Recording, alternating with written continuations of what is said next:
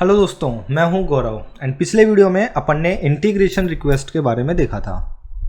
जब अपन integration request के बारे में देख रहे थे तो मैंने आपको बोला था कि नेक्स्ट वीडियो में अपन सेम यही चीज़ लैम्बडा के साथ करने वाले हैं। बट यहाँ पे थोड़ा सा पॉज लेना चाहूँगा और एक बहुत ही इंपॉर्टेंट टॉपिक जो मुझे शायद कवर करना चाहिए, मुझे ऐसा लग रहा है, तो मैं पहले वो बताऊँगा, उसके बाद में अपन लैम्बडा के साइड चलेंगे। इंटीग्रेशन रिक्वेस्ट में आप देखिए, मैंने आपको बताया था कि किस तरीके से आप हेडर मॉडिफाई कर सकते हो, यहाँ पे आप देख सकते हो, और किस तरीके से आप आपके क्वेरी स्ट्रिंग पैरामीटर्स को मॉडिफाई कर सकते हो। ये जो दो चीज़ थी ये मैंने आपको बताई थी।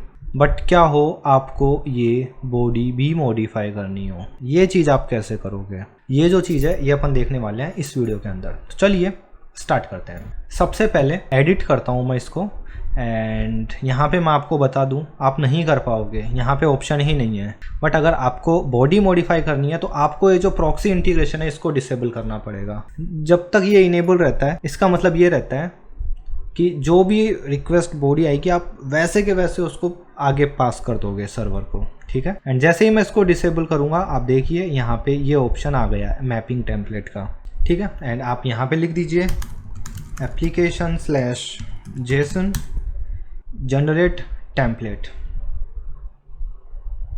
ठीक है। ये जो चीज़ है इसको मैं ऐसे के ऐसे छोड़ देता हूँ, इसको मैं टच नहीं करूँगा। कुछ चीज़ वैसे ही प्रिंट करके दिखा देता हूँ, देन बाद में इसको देख लेंगे किस तरीके से काम करती है, ठीक है। मैं यहाँ पे यूँ मान लीजिए मेरे को पता नहीं है कि क्या करवाना है, मैं यहाँ पे लिख देता हूँ हेलो एंड यहाँ पे मैं नाम दे देता हूँ गौरव। दूसरा मैं दे देता हूँ 1 एंड अब आपको ये चीज़ थोड़ी सी ध्यान रखनी है और याद रखनी है। तो यहाँ पे मैं लिख देता हूँ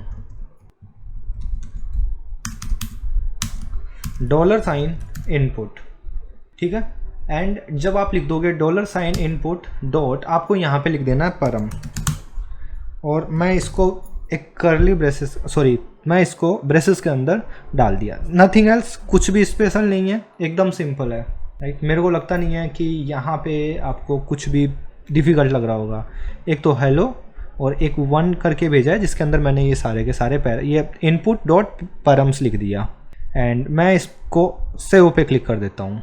जैसे ही मैं सेव करूँगा, अब मैं करता हूँ इसको टेस्ट एंड टेस्ट करके डाल देता हूँ मैं परम, sorry page = 1 and $size = 3, header जो है डाल देता हूँ कंटेंट टाइप 56, ठीक है। मैंने कुछ भी एक नंबर दे दिया है एंड यहाँ पे मैं डाल देता हूँ रिक्वेस्ट बॉडी, ठीक है। मैंने कॉपी पेस्ट कर रखी थी request body, name, mobile number, ठीक है।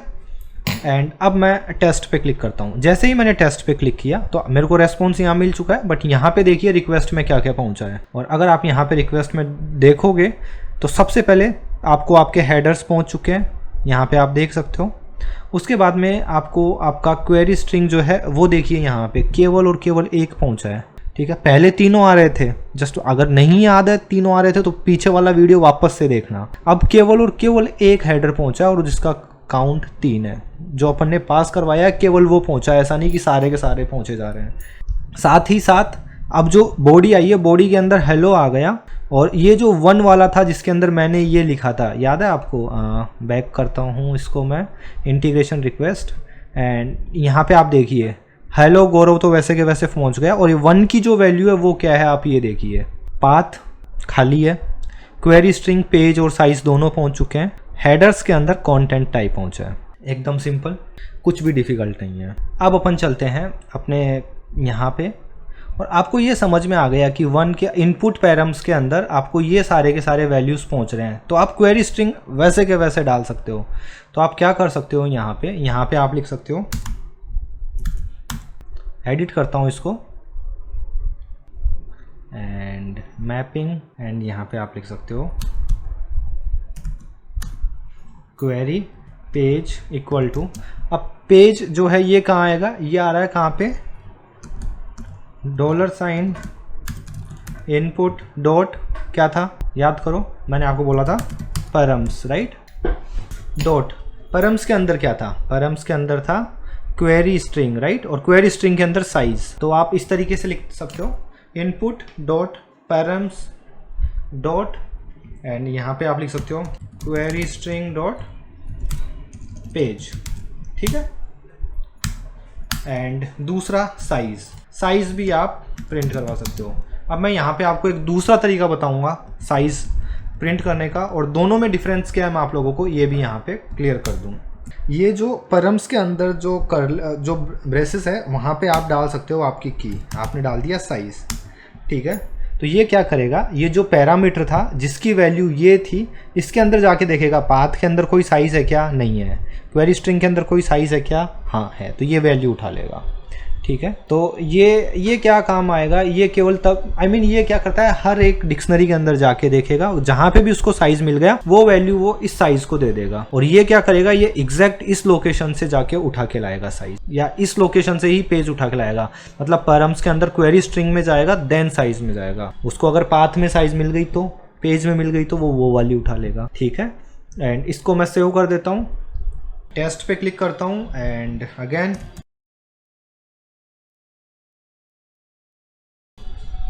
एंड अब मैं टेस्ट करता हूँ। जैसे ही मैंने टेस्ट किया यहाँ पे तो सब कुछ सही आ चुका है। यहाँ पे जाके देखते हैं रिक्वेस्ट में क्या क्या मिला है।